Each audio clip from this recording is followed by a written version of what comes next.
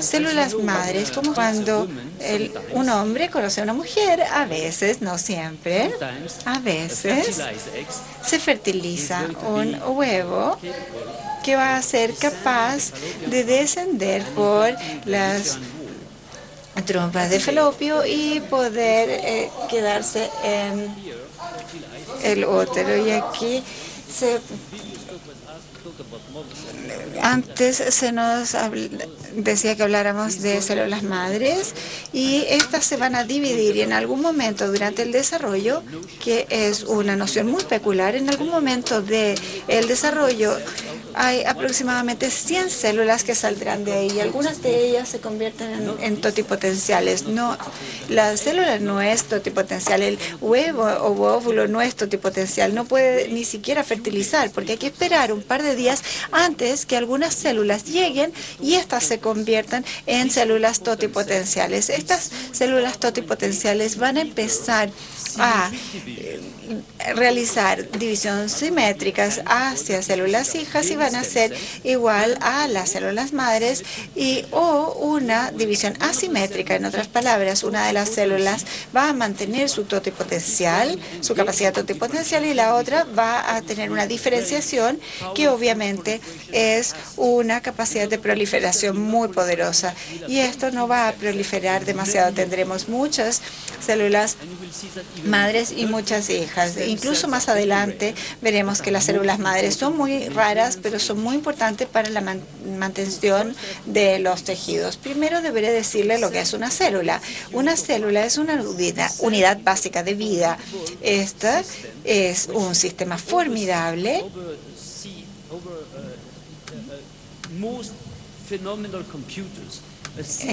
que es un computador fenomenal. Es de un diámetro muy pequeño, en donde el computador tiene miles de millones de reacciones por segundo. Es mucho más poderoso que cualquier cosa. La célula tiene un núcleo. Desafortunadamente no tengo tiempo para mostrarle cómo esto es una máquina fenómena que sintetiza los polímeros que nosotros llamamos proteínas y que se van a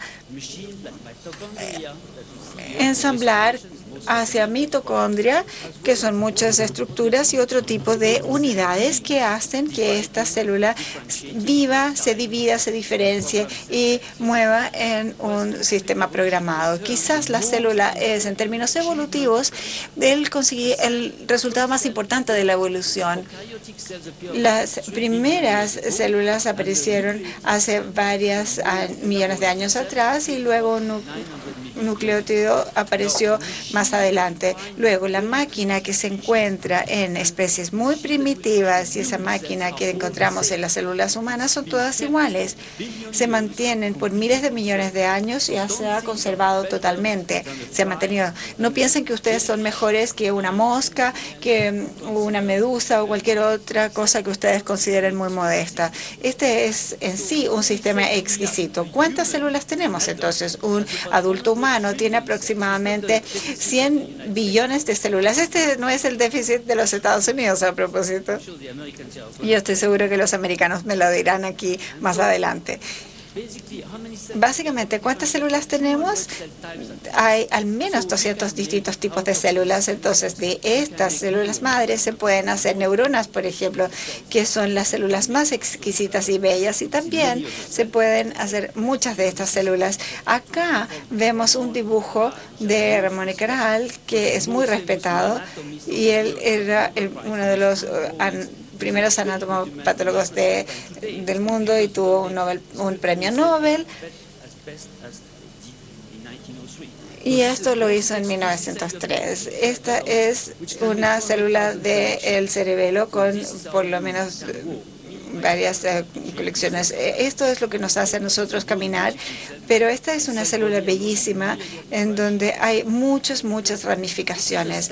Y acá tenemos una célula madre en donde a veces esto lo que hace es trabajar en los condrocitos, las células pancreáticas, los músculos, la parte neural, las células macrófagas y por supuesto también las los glóbulos rojos. Es decir, una célula única puede hacer todo lo que vemos acá y eso es lo que llamamos una célula madre.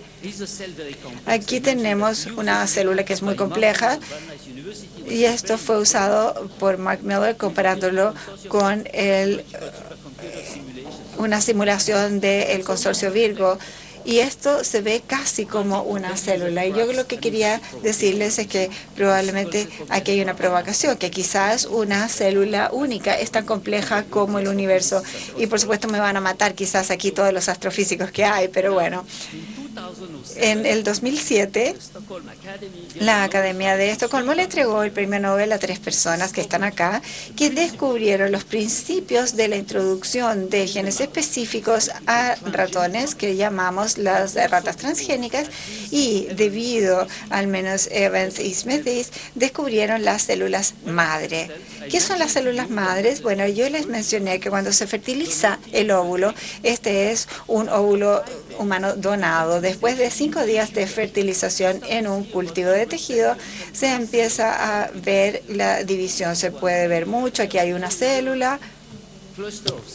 Aquí hay un grupo de células y eso lo llamamos una masa celular interna y estas pueden aspirarse con una micropipeta y se pueden sacar del blastocisto previo a la implantación y esto es de donde va a salir una célula embrionaria humana. En algunos países, por embargo, otros hay prohibición. No muchos países han permitido para terapia, sino que para trabajo experimental, utilizar estas células madres humanas. Ahora entonces les voy a mostrar una célula adulta. Es importante para los franceses. Ustedes tienen intestino, ¿no es cierto? Igual que nosotros. Aquí tenemos un intestino, aquí tenemos un tubo y estas son las vellosidades. Hay una tremenda superficie en el intestino y les voy a mostrar. Se está alejando del micrófono el orador, lamentablemente.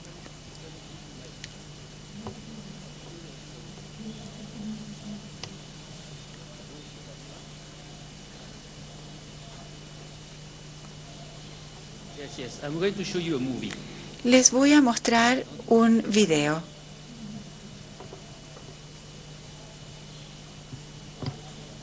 Hopeful. I know. I cannot do full speed. It's not working.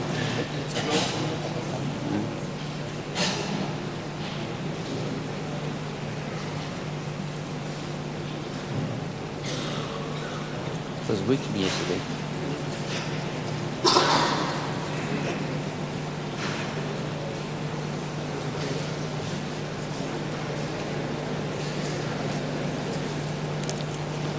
All right, this is your gut.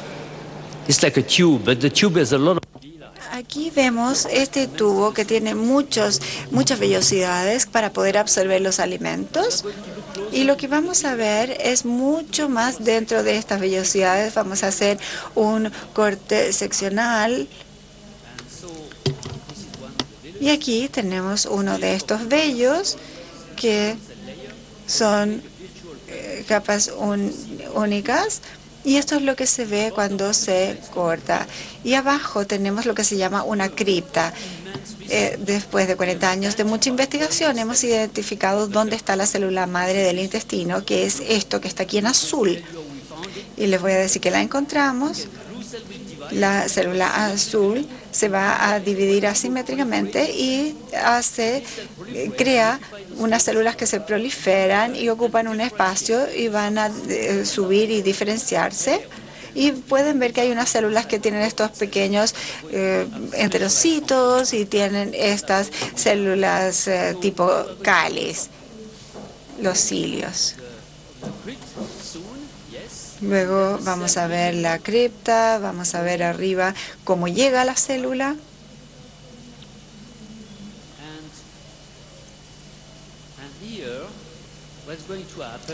Y aquí lo que va a ocurrir es que cuando llegan a la parte superior, después de 3 días de migración, simplemente van a ser eliminadas y estas van a morir. Solo para contarles que en su vida usted produce 4.000 kilos de células que se eliminan. Es decir, si usted pesa 75 kilos, usted pierde mucho más que su peso corporal en su vida. Cada 4 días limpia completamente toda la superficie del intestino. Es decir, si no tiene sus células madres, simplemente muere, porque se necesitan estas células madres para funcionar. Ahora, ¿qué son estas células madres? Están siendo caracterizadas y de hecho hay algunas personas que han tratado de introducir una mutación que copia lo que está ocurriendo en el cáncer del colon, y esta mutación se llama APC, que es una proteína con una función, y no les voy a hablar de ello ahora, pero esto controla la proliferación y previene la diferenciación. Esto nuevamente es una mutación, pero en vez estas van a producir células, por supuesto, muchas, pero estas van a ser totalmente incapaces de diferenciar, es decir, se van a no diferenciar y van a acumularse en la base de la cripta. Y como no tienen espacio, se empiezan a doblar y crean un pólipo. Cuando uno examina pacientes que tienen adenomas en estos pólipos, estos van a convertirse luego en cáncer. La célula madre tiene una mutación, simplemente se convierte en cáncer y la llamamos una célula madre cancerosa, y espero que estén entendiendo de lo que estoy hablando. Ahora volvamos a nuestro tema.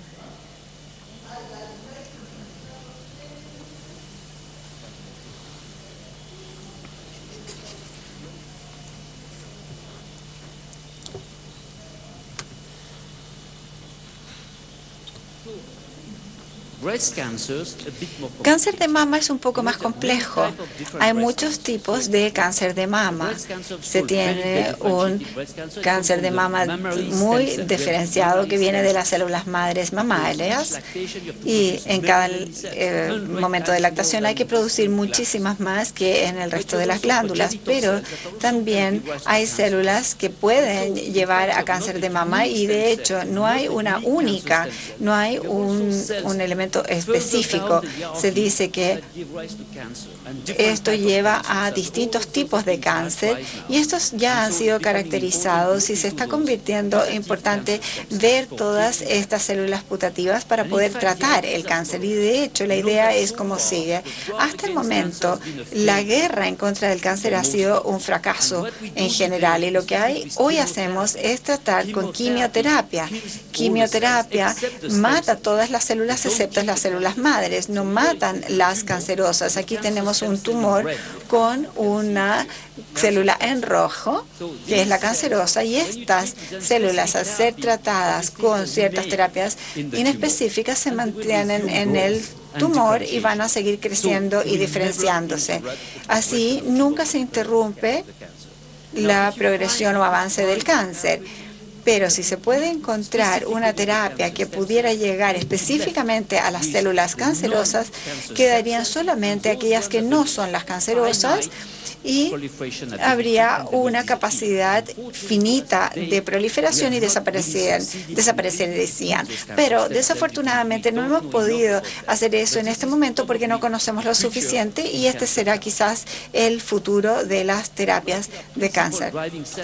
Pero no tengo tiempo para explicarles esto de las máquinas, etcétera. Yo obviamente conocí a esta persona, la que descubrió el ADN, Sir Francis Crick y James D. Watson. En ese momento, a principios del 60, nos gustaba ver una doble hélice, sabíamos que habían genes, no sabíamos que eran fragmentados, no teníamos idea cuántos genes habían, y tuvimos que esperar hasta el 2001 para poder decidir aproximadamente cuántos genes tenemos. ¿Cuántos genes tenemos? Bueno, tenemos 23,000 genes, que es nada. Hay 10,000 genes y hay, por ejemplo, un pequeño gusano con solo 900 células, la que está creciendo en sus plantas, tiene 25,000 genes. Y esto llega a 50,000 genes. Y tenemos menos genes que el arroz o que el gusano. Y eso es sorprendente. Pero la tecnología, como dije, ha avanzado tremendamente y muy rápido, lo hemos visto. Y en el 2001, el consorcio americano, el europeo, las empresas privadas, etcétera, pudieron producir después de 15 años de trabajo, la primera secuencia del genoma humano y debería estar completo. Y de hecho está lleno de errores en ese momento. Hay muchos errores. Y obviamente debemos revisarlo, hemos debido revisarlo muchas veces. Y tomó aproximadamente 15 años hacerlo y costó aproximadamente 50.000 millones de dólares el conseguirlo. Hoy día, 2013, si yo quiero hacer un secuenciamiento del genoma humano de todos ustedes, lo puedo hacer en una semana por $10.000 cada uno. Así que vaya aquí, por favor, al mesón de $10.000 y la próxima semana tiene su genoma. Y van a descubrir muchísimas cosas. Le va a tomar aproximadamente 15 años leer su genoma, pero ciertamente puede descubrir en la página 2657 al final que tiene un gen de la locura, así que tendrá que tener cuidado. Pero bueno, es a veces difícil leer el genoma porque uno no quiere saber al respecto. Pero desafortunadamente, aun cuando todo eso fue tremendamente espectacular, déjeme decirle hoy día que no entendemos nada al respecto. Entonces, ¿por qué no entendemos nada? Es debido a que los genes ciertamente son lo más importante y hay una mutación única que produce muchas enfermedades. Tenemos 7.750 genes que pueden ser relacionados con síndromes en particular. Pero, por ejemplo, hay algunos, el ARN es solo el 1% y el resto es solo materia muy oscura. Recientemente hemos visto algo que se llama los ARN no codificados y puedo de alguna manera anticiparme para los siguientes 50 años. Va a ser una pesadilla poder comprender eso, que es mucho más complejo que los genes y así hay muchos sistemas regulatorios a nivel del genoma, en las proteínas que se forman para muchos complejos y tenemos miles de combinaciones. El genoma finalmente no les puede decir nada o les puede decir muy poco. Específicamente no les podrá decir su nivel intelectual, porque eso no se puede leer. Los desafíos informáticos son que hay un almacenamiento limitado y toma meses y meses de poder hacer estos cálculos. Es un problema hoy día. Hay limitaciones muy poderosas y es un enorme desafío. ¿Y cómo podemos comprender la evolución humana? Podemos comparar al mono con un humano y podemos saber que somos un porcentaje de mono, pero hay una leve diferencia. Hay algunos que tenemos unos genes que hacen la transición, que es un descubrimiento de nuestro querido colega acá, Michel, y fue hacia el Homo sapiens, pero esto no entendemos cuál es la función hoy día. Así que el poder comprender esto es uno de los desafíos que tendremos en el futuro. Bien, ¿cuál es nuestra fuerza? Tenemos máquinas y tecnología para análisis de tamaño nano. Tenemos varias debilidades en la biología de los sistemas de biología. No tenemos una serie universal para el significado de la vida. Tenemos oportunidades porque podemos traducir esto en el cuidado de la salud.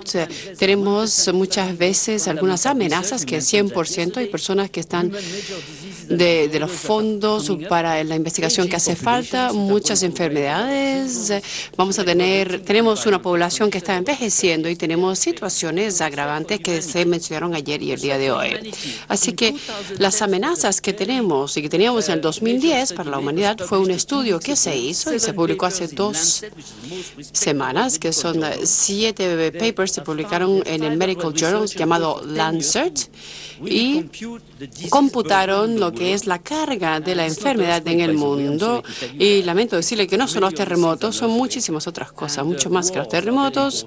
Las guerras son muy importantes, obviamente, el cáncer, las enfermedades metabólicas y lo que llamamos no comunicables son la mayoría de las enfermedades. Y obviamente las enfermedades infecciosas son de importancia crítica y el resto, como dije, tiene que ver con las guerras, terremotos, accidentes, etcétera. La mayor parte está acá. Una de las amenazas de la humanidad es esto. Estados Unidos tienen este problema más que algunos otros. Tenemos 35% de personas obesas. Inclusive Obama no puede, la señora de Obama no puede realmente ocuparse de eso. Tenemos que hablar de Coca-Cola y todas las compañías que ponen tanto azúcar, tanta fructosa, y también el jarabe de maíz y todas esas cosas son tan terribles y que seguramente algunos de ustedes lo comen también, pero ahí está el problema, porque los efectos secundarios son inmensos. Pero no es el único problema. Cáncer. Cáncer cambia todos los días. Podemos ver que en Estados Unidos el cáncer de pulmones subió muchísimo y hay gran campañas en contra de fumar, etcétera. Y algunos cánceres han desaparecido, como el del estómago, sencillamente porque hemos puesto algunas cosas especiales, como por ejemplo en Portugal no pueden comer tanta sal, porque sabemos que la causa muchas veces del cáncer del estómago es exceso de sal. Para muchas mujeres vemos que los pulmones, cáncer de pulmones es peor que el de mamas. Y las jóvenes hoy en día también fuman a los 13 años en Francia, y quizás en Chile también lo hacen, y van a tener mucho cáncer de pulmones. Esperamos verlo, por lo menos 10 millones de cáncer pulmonales el año que viene en el sureste de Asia. Esto es una guerra en contra del cáncer y estamos fracasando. La primera parte del siglo pasado tuvimos radioterapia y he trabajado con esto durante muchos años, y luego en los 80 empezamos a conseguir algunas drogas que todavía se utilizan en el día de hoy. Fumar y el fumar y su enlace con el cáncer se descubrió en 1950 y se hizo bien poco para resolverlo. Tenemos muchas drogas y son muy costosas y poco eficientes, así que a veces necesitamos tener $200,000 para poder extender la vida 3 semanas nada más. Así que el problema de los países que no pueden pagar, y la mayoría de los países no pueden pagar tanto dinero por cada paciente, o cada paciente no puede pagarlo por sí mismo. Estos son cambios que tenemos. Aquí les muestro lo que estamos viendo. Es un gran escape. Recuerden que Steve McQueen quería escaparse en su motocicleta y lo logró. Sin embargo, el cáncer puede escapar mucho más rápido que el mismo Steve McQueen, porque es algo que realmente evoluciona muy rápidamente y se aplica para los microbios, los parásitos y las células de cáncer. No le importa nada. Así que es importante entender este aspecto evolucionario de la vida. Las consecuencias: no hay ningún tipo de vacuna, ni siquiera para el HIV-Sida, ni siquiera para el cáncer. No podemos manejar los cambios y hay muchos costos involucrados también. Bien, vamos a conseguir una solución. Podemos ganar en la evolución. Somos una especie inteligente en realidad. Este señor yo lo conocí en el año 71. Yo era en ese momento un estudiante de PhD muy modesto y él descubrió la insulina en 1958. Y pude discutir con él si algún día podríamos hacer la secuencia del DNA y me dijo que nunca. Del ADN y me dijo que no. Pero 5 años después, él mismo fue el que propuso algo que ayudó al descubrimiento de toda la genoma humana. O sea que le dieron 2 premios Nobel. Él es un señor muy humilde, dijo no se puede lograr, pero lo logró él mismo 5 años después. Así que no desesperen, ya que estamos en Chile y la isla de Pascua, hay una droga que se llama rapamycin, como Rapa Nui, rapamycin. Si tratamos a la gente con rapamycin, es muy difícil comprender todo esto. Algunos pacientes hacen que su situación sea peor porque hay muchos enlaces de feedback, así que no hay manera de realmente ganar la evolución de cáncer en esta etapa, pero seguimos trabajando. Nuevas promesas. Hace varias semanas hay 2 personas que le dieron el premio Nobel. Podemos ver que tienen distintas edades. Este es uno de mis amigos, tiene 79 años. Le dieron el premio Nobel por un experimento que hizo en el año 58. Y el experimento fue esto. Tomó un sapo, tomó los intestinos de un sapo, como le mostré antes, sacó el núcleo de este sapito y lo puso en un ovocito y creó otro sapo. Y dijo, sí, ¿qué hizo hizo algún tipo de trampa y luego se los olvidó, pero fue un descubrimiento muy, muy importante que luego nos ayudó a tener varios tipos de descubrimientos que tienen que ver con las células madre, y luego a Shinaya Yanamaka le dieron el premio Nobel también porque estudió mucho más lo que estudió este señor que está a mano izquierda, y todo esto se está utilizando en terapia celular. Este es el principio. Aquí tenemos la esperanza de la terapia celular, de las células madres. Como les dije, podemos manipular estas células, pero no son fáciles de utilizar. Y el riesgo de desarrollar cáncer es importante, así que queremos utilizar las células iPS. Y estas células son básicamente que tomamos una biopsia de la piel, los reprogramamos, toma un par de semanas, y es específico para el paciente, así que no lo va a rechazar. Se corrige la gen y se puede diferenciar esta célula y se hace un pequeño trasplante. Se puede fabricar un hígado nuevo, cualquier cosa que usted quiere. No un cerebro, pero podemos reemplazar muchísimas piezas del cuerpo humano. Así es donde se pueden aplicar todo esto. Se puede reparar casi todo con células madre.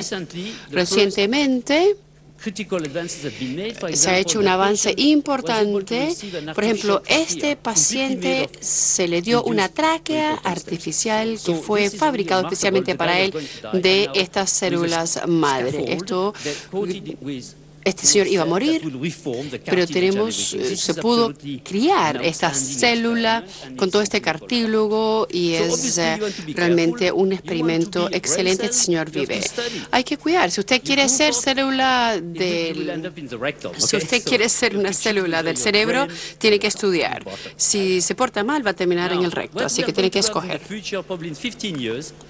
Lo que vamos a descubrir en el futuro, quizás de unos 15 años, usted quiere, por ejemplo, un fémur para una persona blanca o caucásica que tiene 58 años de edad. Le dice, sí, lo tengo acá y se lo doy en un par de meses, así que puede tener un trasplante. Así que dentro de 2 décadas quizás veremos una persona que está hecho de muchas piezas que no son como que originalmente parte de ellos, pero están reconstruidos con sus propias células madre. Así que hay esperanza, no se preocupen. Conozco al señor que hizo la clonación de Dolly. Recuerden que fue realmente algo muy importante, pero no me importa, son como gemelos también, Dolly. Pero este cirujano le acaban de dar un premio y lo declaró en la BBC de Londres. Y es que de aquí a 50 años vamos a poder clonar seres humanos. Claro, así que antes del fin del año vamos a estar clonando los humanos, pero tenemos consideraciones éticas, por supuesto. Aquí tenemos Génesis. Tomamos una de las costillas de Adán y podemos crear una mujer, así que obviamente ustedes conocen la Biblia y eso es clonación de todas maneras.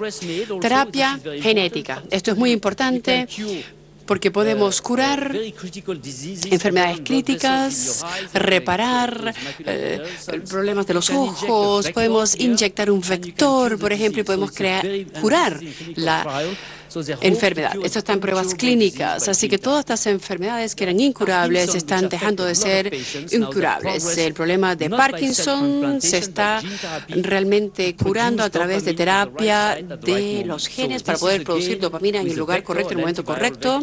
Se utiliza un adenovirus, un vector adenovirus, y estamos en camino de curar estos pacientes. Hemofilia B, que es algo muy difícil de tratar, se ha podido tratar de manera exitosa. Lo hizo, se está publicando en el New English Journal of Medicine, está en pruebas clínicas, hemos conseguido los métodos correctos y así que Sever ha podido también combinar muchas cosas y conseguir muchos resultados. Este es mi propio cerebro, está dañado, mi cerebro personal, y este es su cerebro personal, mucho mejor que el mío, así que por favor piensen, los próximos 10 años son suyos y estoy seguro que vamos a producir muchos milagros. Muchas gracias por su atención.